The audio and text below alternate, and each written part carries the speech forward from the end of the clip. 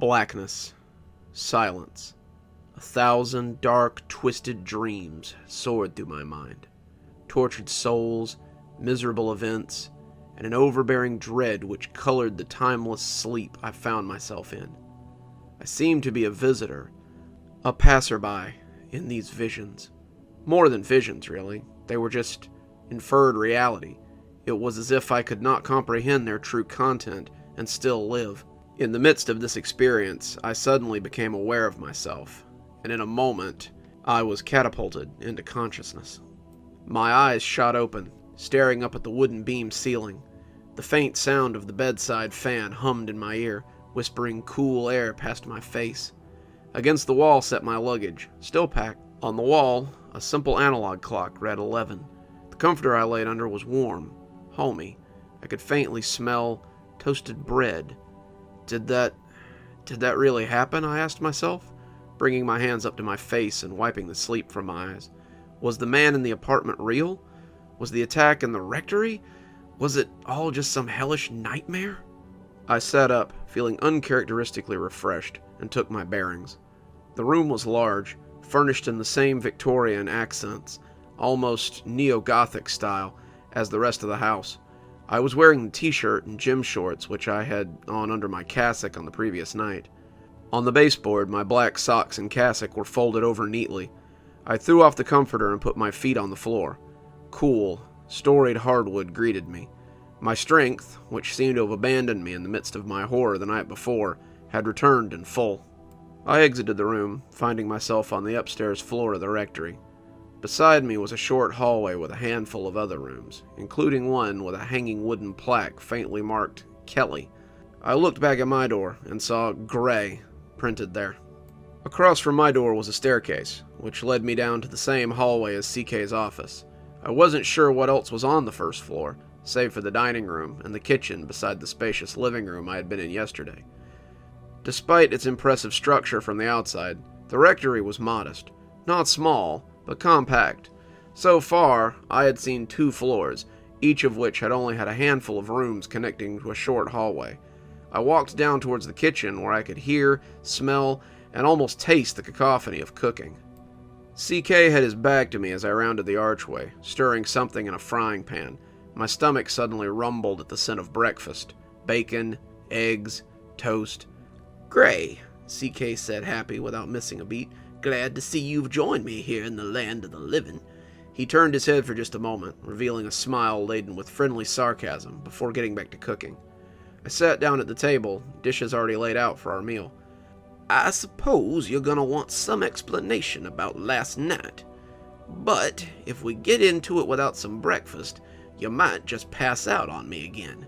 He clicked off the burner, grabbing the pan and walking over to me. "I hope you like your eggs scrambled and your bacon crispy.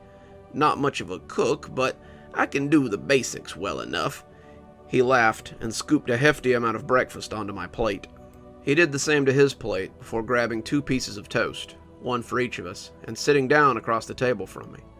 I expected some long-winded blessing, perhaps in Latin, given his own inclinations, but his idea of saying grace was quite abrupt. A quick sign of the cross over our table, and a short prayer. "God, thank you for giving us food. Bless the workers who brought it to us. Bless all those that we, being sustained by it, will encounter today. Amen." So we ate. Despite my own inner confusion, I found myself absolutely devouring what was in front of me. I was ravenous, as if I hadn't eaten in days. At a certain point, I realized that I had gotten through my entire plate, while CK wasn't even partly finished with his. I sheepishly looked up from the table and encountered his bright smile. "I suppose you'd like to know what made you so famished, huh?" I chuckled, still caught off guard by his candor. "Well, I'm still trying to figure out what really happened. I mean, it seemed like I don't know, it existed in a foggy memory. It's like a dream?" he interrupted. Exactly like a dream. Or maybe a nightmare. "Many would say the later, kid. Suffice to say, it wasn't either. Not properly speaking, at least." I paused, letting the weight of his truth impact me. "It was all real, kid. from the moment you left this rectory to the moment you fell to the ground crying. So, I tried to gather my thoughts before speaking. The apartment? The man? Well, I only had a report to go on, but unless you encountered some insane coincidence, I'd say it was as real as it gets. I felt relief, but behind that a sense of frustration, possibly even anger. How had Kelly allowed me, with no experience, to walk into such a situation? Why had he not come with me? And how had that entity followed me back? I must have been visibly stressed, because CK's next words were laden with comfort. You didn't do anything wrong. My eyes met his, and he had a look of genuine concern on his face. You did exactly what I told you to do, and got a result which will expedite this whole thing. What was it? I asked, exasperation clinging to my words. Kelly thought for a moment. It was Legion, which is what the report indicated. He set down his silverware, leaning back and setting his hands on his lap, contemplating his explanation. A week or so ago, the bishop received a report from St. Xiaorong Parish. Father Liang had a parishioner exhibiting some classic signs of possession, and a family on the brink. They had a psych eval, of course, but he was mostly unresponsive. Something about the signs, though. He trailed off for a moment. There are different types of possession, kid. I'm sure you know that. We covered it. Oppression, obsession, and possession, right? Well, not exactly. Those are 3 manifestations of demonic involvement. I'm talking about the third, the different type of possession itself. I drew a blank, and CK could tell. There's the more classical case, individual possession.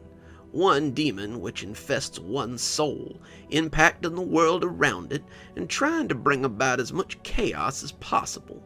There's even objectual possession, infestation, when the demon somehow takes hold on a physical object and lashes out from there. But in all these cases, you're still dealing with a single spirit, one obnoxious twat trying to tear down the world around it. I chuckled, appreciating the effortless humor he laced into his conversation. While there are different subtypes, this was not a case of individual possession. This was a legion, a multiple possession.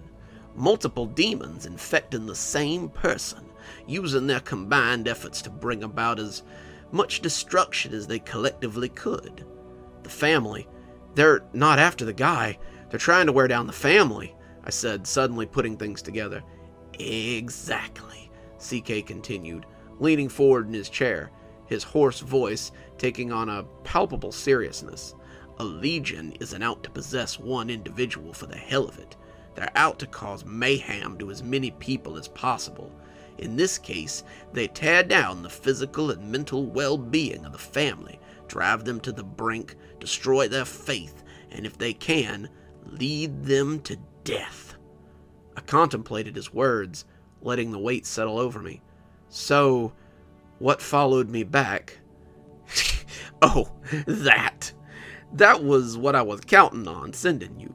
You see, if I had gone in there, it would have been an obnoxious game of cat and mouse.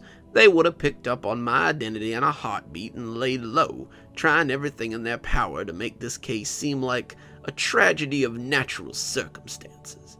I needed to be sure this was a legion. Unfortunately, they know me too well. But they knew my name. Oh, that's what they wanted you to believe, he said with an almost scoff. Great tricksters, these things. They didn't know you from Adam until you entered that room and let your guard down. One of the things we'll have to work on is fortitude, but that's always the case with new exorcists.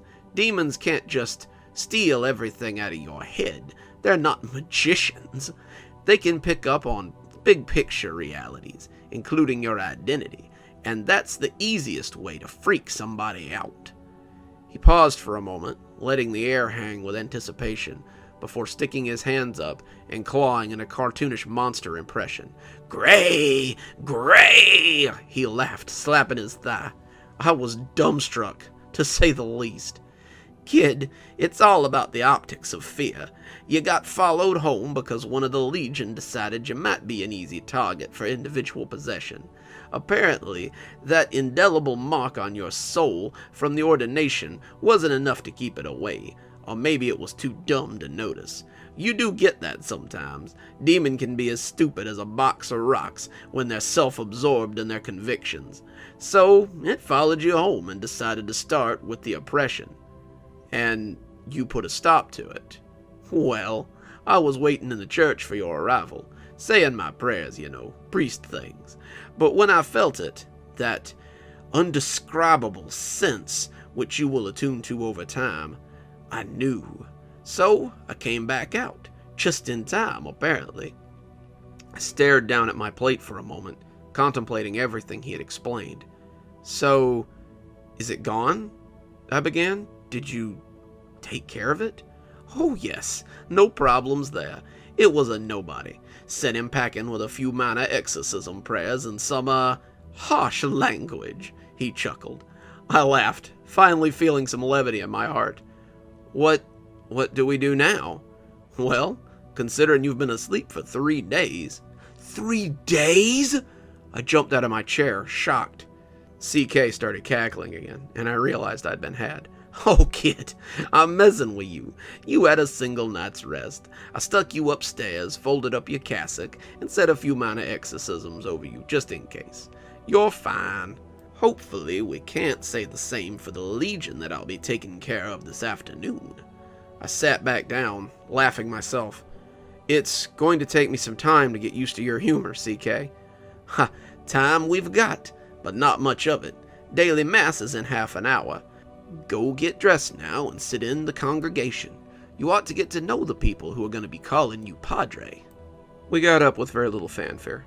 CK washed dishes as I started my own morning routine. Mass, too, proceeded with very little fanfare, although highly attended for noon on a Friday. The church itself was beautiful, with arches and features exemplifying the time period of its construction. The jewel of the sanctuary was a large marble high altar with a beautiful reredos covered in statuary. Like most things relating to CK, his Mass was old school as well, all in Latin, except for the readings, celebrating with no obnoxious alliterations or personal liberties. Throughout the liturgy, there was an air of real reverence to the place. He seemed to disappear into the rite, as C.S. Lewis would have put it, and his signature attitude was hardly noticeable, except for a few moments of humor in his preaching.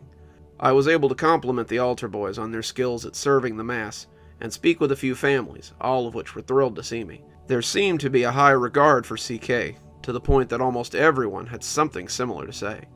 I owe Father Kelly so much, said Brandon, a 20-something with his wife and 3 children tagging along. Father Kelly changed my life, truly changed it, beamed Allison, attending Mass with her newborn, while her husband watched the rest of the family at home. I wouldn't be here today if it weren't for that man, explained Razi, a middle-aged Palestinian immigrant. CK caught up with me afterwards, having put away his vestment. Feeling up to the task again, he said with a smirk. I take it we have some unfinished business? Unfinished business. I like that. Good trope. He gave me a light elbow to the side, walking towards the door. Say some personal prayers if you like. We're heading right over. Doctor gets there at 2 o'clock. The next hour seemed to fly by. CK and I, already wearing our cassocks, packed white surplices and ornate violet stoles in our briefcases. Each of us brought a copy of the rite, although CK assured me he would be the one doing the exorcism himself. Then we hit the road, CK in the driver's seat, ready to make our appointment. As we drove up to the imposing complex, I could see the same family waiting on the stoop, though not bothering with the veneer of normalcy which they had tried to give off the day before. They looked properly disheveled, exhausted, pitiful. As CK parked, I felt my stomach go hollow again, a tinge of fear overcoming me. He seemed to sense this, looking over at me with a fatherly affection. He placed a hand on my shoulder. In the world you have tribulations, but be of good cheer. I have overcome the world. He gave me a firm pat and reached to open his door, exiting the car and walking over to the family. I followed, somehow imbued with a new confidence. From behind me, I heard a nasally, grating voice. So you must be the priest I'm working with. I turned around. Walking towards me was a short, middle-aged man. He had a white polo and khaki Bermuda shorts, and seemed on the cusp of being out of breath. "Ah, you must be Dr. Mangrove," he answered, sticking out a sweaty hand for me to shake. "Harold Mangrove, D.O. I work at the university across town." He broke our handshake and glanced back at CK, who seemed to be actually engaging the family in conversation. "I ain't never done nothing like this before. I mean, this possession stuff. I ain't exactly a believer, you know." "In what?" I asked. "Anything, really." "Well," I assured him, "I'm not sure what I believe about all this myself, so hopefully that puts you in good company." He seemed startled by my statement as I walked over to CK. "Doctor's here. Should we start?" I asked. "Oh, yes," CK replied, breaking away from his own conversation. "The sooner, the better." We walked back to the car, putting on our vestments and grabbing our books. CK carried a bottle of holy water in one hand, his bookmarked ritual in the other. Out of the corner of my eye, I could see Harold looking on with a smirk at the show. Finally, after checking that Harold had all his supplies, we walked back to the stoop and were brought up into the apartment by the same brother who had led us yesterday. As we ascended each story, I could feel my heart begin to beat faster. I became increasingly aware of all my surroundings. Behind me, I could hear Harold gasping for air. We entered the apartment complex and walked straight to the padlocked room. As we approached, CK suddenly stopped me. "The doctor will need to go first. We can't proceed unless the patient is stable," he said. Harold cut past us both, still catching his breath as he pulled a few supplies out of his bag. Father imparted a blessing of the habit, the two brothers signing themselves before the older took out his key. I seemed to vicariously relive my own experience, watching Harold's reaction as the door opened. He was less than tactful, however, immediately gagging and coughing as he meandered into the room. We stayed out of sight, the two brothers standing guard at the doorway, with faces made of stone. "Ah," came the serpentine voice from inside. "Doctor." CK and I looked at each other, and he gave a short tap of his temple. Fortitude, I thought. Had to maintain my fortitude. From inside the room, we could hear Harold's observation. Blood pressure, heart rate, temperature. He rattled off numbers under his breath. "Can you hear me, buddy? My name is Dr. Mangrove, and I'm here to help. Can you hear me?" Silence. "How are you feeling?" Silence. After a few moments, Harold walked out. He was drenched in sweat, pale, and looking like half the man he was before. "He's been through some shit, but he ain't unstable. Not yet. We ain't leaving here with him chained up like that, though. I understand that different folks got different responses to crazies, but you's gotta understand, this guy needs to be taken somewhere when you're done. Non-negotiable. You can say your prayers and blessings, but anything changes, I'm calling this in." CK nodded and turned to me, beckoning me to go first. I nervously followed his lead. The atmosphere of the room was just as bad as the previous day, if not worse. The stink of rot, the sting of ammonia. My adrenaline shot through the roof as soon as I saw the man lying in the bed. The fear was not at present, at least not that it burned in my muscles, but the adrenaline coursing through my veins was entirely uncontrollable. Once again, my unconscious mind was face to face with the inhuman. Immediately a twisted smile came over his face, and that hellish chorus began to scream my name. Another chorus of wicked, cackling screams overlaid on it. "Gray! Gray! Gray!" CK entered the doorway, coming into view. He walked past me with an extraordinary command, a look of righteous zeal on his face. In an instant, the cries of the man ceased, replaced by a look of terror and shock. "Silence, creature!" CK bellowed, sprinkling holy water across the room. Any discernible words were replaced by insane, damned screams of torment, a chorus of hundreds, if not thousands. CK sprinkled himself with holy water, followed by me. We opened our rites. The following minutes were a blur. I made the liturgical responses, as CK powerfully commanded the demon to depart, his perfect Latin accentuated by the accent of divine pleading. My own was rusty, but still confident. Et clamor muus ad te venit, et cut spiritus tuo, sed liberum nos a malo, amen. The creature on the bed writhed in agony, pulling at the chains which bound it. My mind couldn't even conceive of this being a man anymore. Out of the corner of my eye, I could see Harold standing transfixed. The room itself began to grow cold, deadly cold. The lights, previously bright and stark, began to dim as if viewed through a dark glass. Just like night, it seemed as if every shadow, every hidden area was crawling with hellish monsters. I felt watched from every side. "Vade," CK cried, raking the crucifix in the air. "Vade Ratro Santana." The room was consumed in a chorus of screaming, inky blackness overcoming all shreds of light. CK continued even in the midst of the darkness, his memory serving him. I could sense the entities present with us, like one might sense eyes in the back of their head. Untold numbers of monstrous beasts encircled us and waited for an opportunity to strike. They expressed pure, absolute hatred. There was no doubt or second thought in their mind. They hated us and wanted us dead with every fiber of their being. I remember CK's words. Fortitude. I tried with all my might to hold on to my sanity, if nothing else. CK's voice roared across the demonic noise, oppressing the room. "Adjure te seprunus antique." Suddenly, light. It was as if I had suddenly come into being then and there, surrounded by stark, bright light of the beginning of the universe. It was almost overwhelming until my eyes came into focus. CK stood over the man, his hand extended. His ritual had wound up on the floor at some point. Harold was sitting on the ground, appearing to be in a state of shock. As I looked before me, all I could see was the poor man, contorted in some unnatural way. His face writhed in agony, bound up between limbs, chains, and appendages. The chorus of screams, which I realized my mind had blocked out due to their constant drone, had grown to a level which made me cover my ears. CK remained, hand extended, calmly speaking the exorcism. It was a sight unlike anything I've ever seen. Suddenly, a great force like a gust of wind forced us backward. I fell onto the floor, and on the other side of the bed I could see the same thing happening to CK. The chorus of screams suddenly faded into one, which then became a single, sad whimper. CK quickly rushed to his feet as I followed. On the bed was the man, still chained and covered in sores and bruises, but crying in a confused, pitiful way. CK looked at him. A wave of relief seemed to cover his face. I did the same. Nothing uncanny. I turned and beckoned the two brothers to come in, helping them to untie the chains which had kept the man secure to the bed. They all embraced in a hug, tears flowing. Across the room, CK picked up his ritual and wiped sweat from his brow.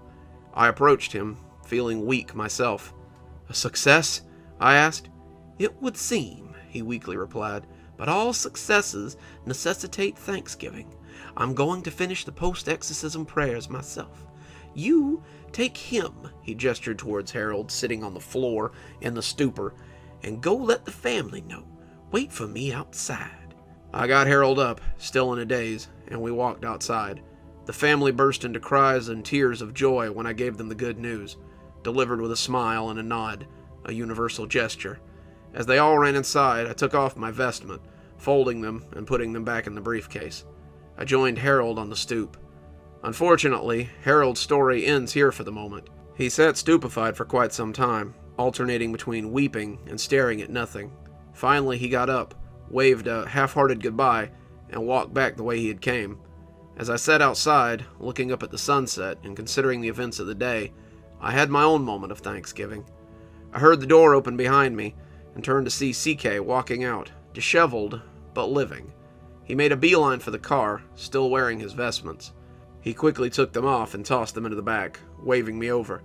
"You drive," he said, tossing me the keys, and it seemed the least I could do. The ride home was quiet. He seemed to be in a mix of exhaustion and meditation. When we finally got back to the rectory and walked through the front door, he seemed to have a moment of realization. "Oh, Gray, you have business to attend to." He walked into the living room and grabbed the phone off the wall. "Business? What business?" I asked. "You sat in on my mass at the parish today, but you haven't celebrated your own. That's a non-negotiability in our field. One of the altar boys, Jude, is a couple of houses down. One of the Hendersons. I believe you met his dad today, Brandon." I recalled the meeting and nodded to CK. "Good folks. I'll call Brandon and see if Jude can come over to serve a private mass for you in the parish. In the future, we can work out a schedule." I set my briefcase down and tried to collect myself while CK made the call. All things considered, the rest of the evening went smoothly. Jude and Brandon knocked on our door a few minutes later and happily introduced themselves again. We walked across to the church, where I celebrated a private mass, Jude excellently serving, and Brandon observing from the back of the church with a look of fatherly pride. Throughout my liturgy, as I prayed, the feeling of anxiety and terror slowly abated. As I prayed, the words of the canon, invoking the aid of all the saints and angels in their solemn work, I felt an overwhelming sense of righteousness, calling on the aid of heavenly spirits, rather than casting out hellish ones. A half hour later, I said good night to both of them, tipping Jude $5 for his trouble, and made my way across to the rectory. It was dark and quiet. CK had apparently gone to bed. I made my own way upstairs and to my bedroom, ready for a deep sleep. Then, sitting on my pillow, I saw a scribbled note. Sunday, 2 p.m., Evolution. See you in the AM with details. Good evening, everyone. It's me, Dr. Plague. Thank you so much for joining me for tonight's story. I hope you're enjoying the continued adventures of PadreGrey, because I think we have at least 2 more parts left, and I can't see any reason to stop now. Thanks again to the writing talent of A.S. Morrison, and if you haven't gone and checked him out on Wattpad yet, you're missing out. There's a link below. I highly recommend that you go have a look at his work. It is outstanding. If you too enjoyed tonight's video, go ahead and hit that subscribe button if you're not already, and hit that notification button so you don't miss our next upcoming PadreGrey story next Monday. Without further ado, let's go ahead and thank our sponsors. Thanks to Leslie Lou Riddle and Janet for being our Spooky Skeleton tier contributors. Thanks, guys. That Spooky Skeleton army grows every day, it seems. And a big thanks to Glenn Jenkins for being our Ghost Rider tier contributor. Thanks, Glenn. We just couldn't do it without you. If you too would like to have your name read at the end of every YouTube and every TikTok video that I do, come on down to Patreon. We have many tiers. I'm sure we have something that'll suit you best. Or you can always come and buy a book. We're wrapping up Dark Vortex slowly but surely, but I'm sure there's something else there that'll interest you. I always suggest Stragview stories. Those are probably my strongest tales, and they detail the make-believe prison in the Georgia hills of Stragview. I'll probably be having a part 2 of Stragview coming out very soon, but in the meantime, why not go ahead and read some great prison horror? And as always, thanks for stopping by. Dr. Plague, signing off. Have a wonderful evening.